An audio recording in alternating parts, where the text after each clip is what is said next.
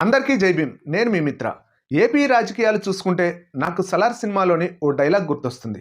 అదేమిటంటే, సింహాసనం కావాలనుకున్నది ఏదైనా తెచ్చివ్వగలిగేవాడు, సింహాసనం వద్దు అనుకున్నది ఏదైనా అంతం చేయగలిగినవాడు.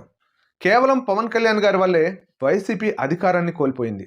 మరి అధికారం వచ్చిన తర్వాత పవన్ ఏ విధంగా మాట్లాడుతున్నారో ఒక్కసారి చూడండి. గౌరవ ముఖ్యమంత్రి గారు తెలియజేస్తున్న అధ్యక్ష, మీరు ఇంకొక దశాబ్దం కూడా ఈ రాష్ట్రానికి ముఖ్యమంత్రిగా కొనసాగుతున్నారు. పవన్ ఈ విధంగా మాట్లాడుతుంటే టీడీపీ నాయకులు లోకేష్ని డిప్యూటీ సీఎం చేయాలని వ్యాఖ్యలు చేస్తున్నారు, ప్రెస్ మీట్లు పెట్టి మరీ చెప్తున్నారు.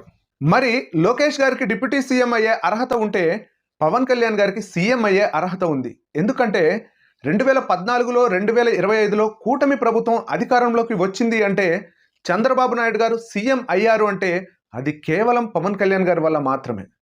పవన్ చంద్రబాబు నాయుడు గారి మంచి కోరుతుంటే పవన్ కళ్యాణ్ గారిని తొక్కేయాలనే వ్యూహం నడుస్తుంది. మరి పవన్ కళ్యాణ్ గారిని తొక్కేయగలుగుతారా?